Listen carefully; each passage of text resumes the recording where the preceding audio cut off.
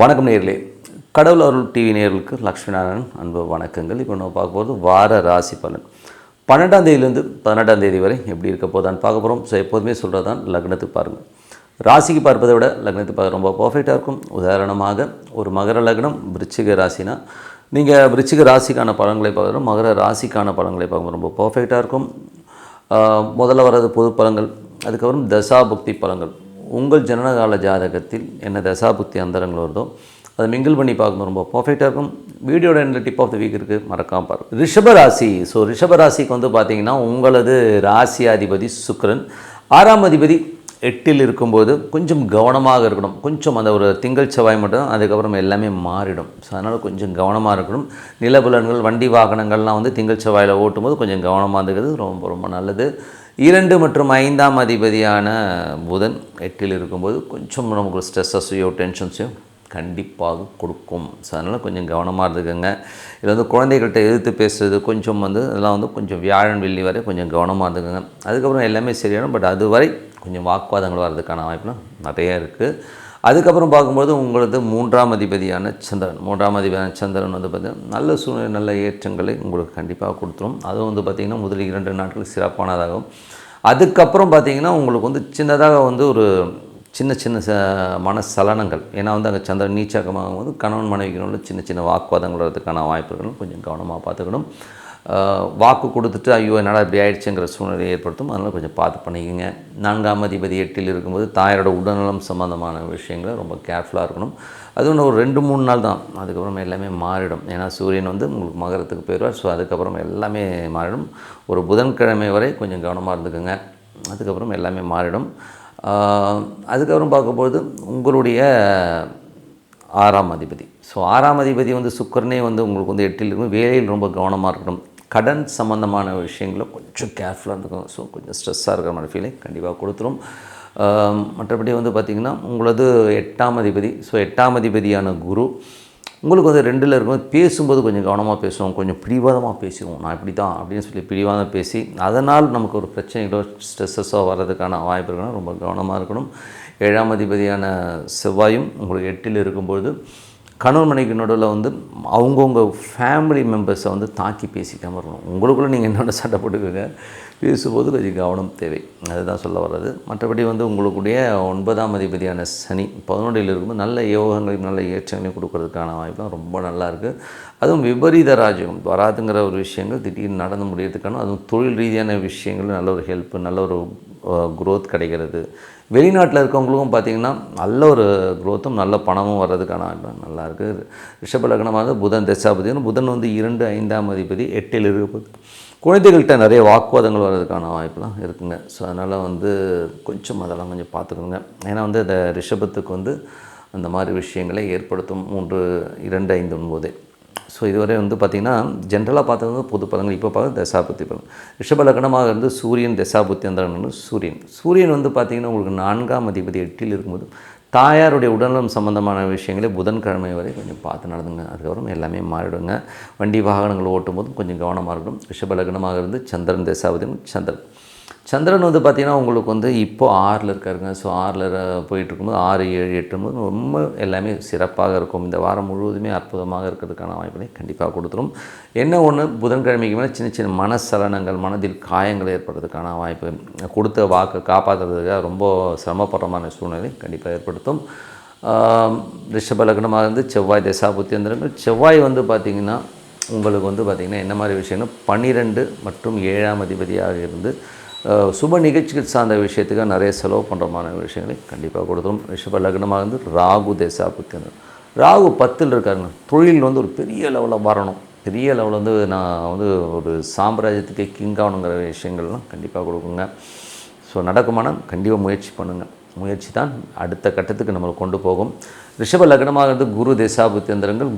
குரு வந்து உங்களுக்கு 11ஆம் அதிபதி 2இல் இருந்து, அதுவும் வந்து 8ஆம் அதிபதி வரும்போது கொஞ்சம் கவனமாக பேசணும். ஏன்னா வந்து குரு வக்கரமாக இருக்கும்போது பிடிவாதமாக பேசிடுவோம், எடுத்தெறிஞ்சு பேசிடுவோம். ஸோ அந்த மாதிரி விஷயங்களை ரொம்ப கவனமாக இருக்கணும். நண்பர்கள், மூத்த சகோதரர் சம்மந்தமான விஷயங்கள் கொஞ்சம் கேர்ஃபுல்லாக இருந்துக்கிறது ரொம்ப ரொம்ப நல்லது. ரிஷப லக்னமாக சனி தசாபுத்தி அந்தரங்கள்.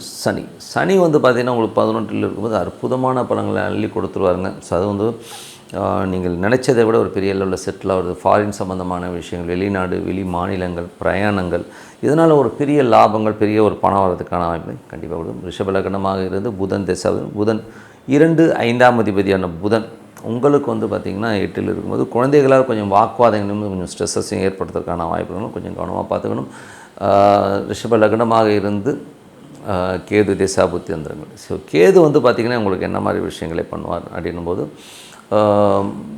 கேதுவை பொறுத்தவரை வந்து பார்த்திங்கன்னா உங்களுக்கு 4ஆம் அதிபதி. ஸோ 4ல் இருக்காருங்க. ஸோ 4ல் இருக்கும்போது அது சூண்டிய விஷயத்தை பண்ணும்போது உங்களுக்கும் உங்கள் பாசஸ்க்கும் நிறைய வாக்குவாதங்களை கொடுக்கறதுக்கான வாய்ப்புகளை கொடுத்துரும். அதே மாதிரி வந்து பார்த்திங்கன்னா வேலை விஷயங்களில் வந்து கொஞ்சம் கவனமாக இருக்கும். கடன் சம்பந்தமான விஷயம் கொஞ்சம் கவனமாக இருந்தது ரொம்ப ரொம்ப நல்லது. ரிஷப லக்னமாக இருந்து சுக்கிர தசா புத்தி அந்தரங்கள். சுக்கிரன் வந்து என்ன மாதிரி விஷயங்களை பண்ணுவார் அப்படின்போது, சுக்கிரன் வந்து உங்களுக்கு 6ஆம் அதிபதி 8ல் இருக்கும்போது கொஞ்சம் வந்து நமக்கு ஸ்ட்ரெஸ்ஸஸ் கொஞ்சம் அதிகமாக ஏறும். அது மாதிரி நிலபுலன்கள் சம்மந்தமான விஷயங்கள், மார்ட்கேஜ், இந்த மாதிரி விஷயங்கள் நம்ம ஸ்ட்ரெஸ்ஸஸை நிறைய கொடுக்கும். அம்மாக்கிட்ட பேசும்போது கூட கொஞ்சம் கவனமாக பேசுறது ரொம்ப ரொம்ப நல்லதுங்க. ஸோ என்னை பொறுத்தவரை என்ன தெரியுங்களா, நல்ல ஒரு பிரார்த்தனை, மனதார இறைவனை பிரார்த்தனை பண்ணும்போது கண்டிப்பாக நம்ம அடுத்த லெவல் போகிறதுக்கான ரொம்ப சிறப்பாக இருக்குது. இப்போ பார்க்க போகிறது tip of the week. So tip of the வீக்கில் வந்து இப்போ நம்ம பார்க்க போகிறது பார்த்திங்கன்னா, நமது ஜாதகத்தில் குழந்தைகள். ஸோ எல்லாமே நம்ம வந்து வாழ்கிறதே பார்த்திங்கன்னா குழந்தைகளை டிபெண்ட் பண்ணி தான் வாழ்கிறோம். நம்ம இந்த குழந்தை பார்த்துக்குமா, இந்த குழந்தை பார்த்துக்காதாங்கிற கேள்விகள் நிறைய வந்து நம்மக்கிட்ட இருக்கும். ஏன்னா ஒரு 3 குழந்தை இருக்குன்னா எந்த குழந்தை நம்மளை பார்த்துக்கும், இல்லை 2 குழந்தை இருக்குன்னா எந்த குழந்தை நம்மளை பார்த்துக்கும், இல்லை இருக்கிற ஒரு குழந்தையாச்சும் நம்மளை பார்த்துக்குமா அப்படிங்கிற டவுட்ஸ் வந்து எல்லாருக்குமே இருக்கும். ஸோ அதுக்கு வந்து ஜாதக ரீதியாக இப்போ என்ன எப்படி இருக்கும் அப்படிங்கிறத பற்றி பேச போகிறோம். ஒரு ஜாதகத்தில் 5ஆம் அதிபதி, ஸோ 5ஆம் அதிபதி வந்து எப்படி இருக்கார், ஸோ அவருடைய சூழ்நிலையை வச்சு தான் வந்து அந்த குழந்தைங்கிற ஒரு விஷயத்தை வந்து நம்ம எடுக்க முடியும். ஸோ 5ஆம் இடம்ங்கிறது முதல் குழந்தையாகும், 7ஆம் அதிபதிங்கிறது வந்து 2ஆம் குழந்தையாகும், 9ஆம் அதிபதிங்கிறது 3ஆம் குழந்தையாகவும் வச்சு தான் பார்ப்போம். ஸோ உதாரணத்துக்கு வந்து 5ஆம் அதிபதி வந்து ஒரு சுக்கிரன் 3ஆம் இடம் சொல்லுவோம். ஸோ 3ஆம் இடத்துல இருக்குன்னா அப்போ வந்து 4க்கு 3ஆக இருக்கும்போது இந்த குழந்தை பிறக்கும்பொழுது தாயார் வந்து கொஞ்சம் நிறைய கஷ்டங்களையும், தாயாரை விட்டு பிரிஞ்சு இந்த குழந்தைகள் இருக்கிறதுக்கான வாய்ப்புகளை கொடுத்துருவாங்க. அதுக்கு அந்த குழந்தைக்கும் அதுக்கும் வந்து நிறைய டிஃப்ரென்ஸ் ஆஃப் ஒப்பீனியன் வரும், நிறைய சிக்கல்கள் இருக்கும். அதே மாதிரி விருச்சிக ராசியில் வந்து ஒரு குழந்தை பிறக்குதுன்னு வச்சுப்போமே, ஏன்னா அந்த விருச்சிகம்ங்கிறது வந்து ஒரு தேல். ஸோ தேல் வந்து என்ன ஆகும்னா உங்களுக்கு வந்து அது குட்டி போடும்போது வயிறு வெடித்து தான் வந்து அந்த குட்டியே போடும்.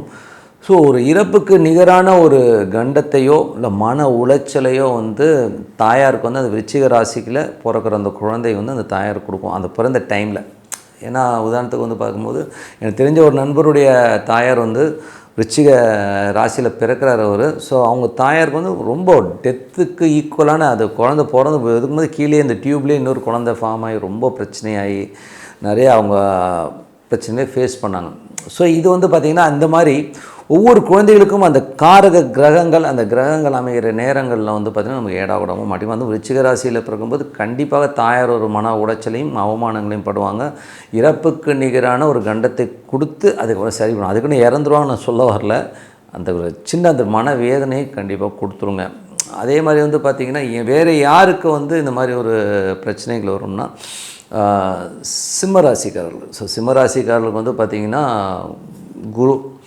குரு தசாபுத்தி அந்தரங்களையோ முதல் குழந்தை வந்து அவங்களுக்கு ஒரு மன உளைச்சலையோ மனக்காயங்களையோ கொடுக்கும். இது வந்து சிம்ம லக்னக்காரர்களாக இருந்தாலும் சரி, சிம்ம ராசிக்காரர்களாக இருந்தாலும் சரி, இந்த ஒரு மன உளைச்சலை கண்டிப்பாக கொடுத்துரும். அதே மாதிரி வந்து வேறு யாருக்கு வந்து இந்த மாதிரி விஷயங்களை கொடுக்கணும்போது ஏன்னா வந்து அந்த 5 8 அப்படிங்கிற ஒரு விஷயம் வரும்போதே உங்களுக்கு வந்து ஒரு சங்கடங்களை கொடுத்துரும். ஸோ அதனால் வந்து குழந்தை இப்போ இதே வந்து பார்த்திங்கன்னா 5ஆம் அதிபதி வந்து கொஞ்சம் தவறுதலாக அமைஞ்சிருச்சு. இப்போ 2வது குழந்தை பார்க்கும்போது 7ஆம் அதிபதி நல்லா இருந்ததுன்னா அந்த குழந்தை கண்டிப்பாக நல்லா இருந்து உங்களுக்கு செய்கிறதுக்கான பாக்கியம் இருக்காங்கிறத அந்த ஜாதகங்கள் கண்டிப்பாக சொல்லுங்கள். அது தவறுகிற பட்சத்தில் அந்த குழந்தை வந்து நமக்கு வந்து டிஃப்ரென்ஸ் ஆஃப் ஒப்பீனியன் ஆகிடுது, குழந்தைக்கும் நமக்கும் ஒத்து போகாமல் போகுதுங்கிறது தான் உண்மையான விஷயம். ஸோ அதனால் வந்து இதுக்கு வந்து பரிகாரம் ஏதாச்சும் இருக்கா அப்படின்னா, என்னை பொறுத்த வந்து பரிகாரங்கிறது வந்து குழந்தைகளை பொறுத்தவரை வந்து நீங்கள் வந்து பாரபட்சம் பார்க்கணும் அவசியம் இல்லை. ஏன்னா வந்து நிறைய குழந்தைகளை வந்து ஏதோ ஜோசியர் சொல்லிட்டான்னு சொல்லிட்டு பாரபட்சம் பார்க்குறதுலாம் வந்து ரொம்ப தப்பான செயல். அது ஒரு பெரிய பாதகமாகவும் அமையும். அதனால் நீங்கள் என்ன பண்ணலான்னா, உங்கள் குழந்தைங்க நல்லா இருக்கணும் அப்படின்னு நினச்சிங்கன்னா, உங்கள் குழந்தைகளுக்கும் உங்களுக்கும் ஒரு டிஃப்ரென்ஸ் ஆஃப் ஒப்பீனியன் இல்லாமல் நீங்கள் வந்து நல்ல இதாக இருக்கணும். நீங்கள் வந்து குரு பகவான்கள், குரு பகவானும் போதே யார் வருவாங்க, சித்தர்கள் தான் வருவாங்க.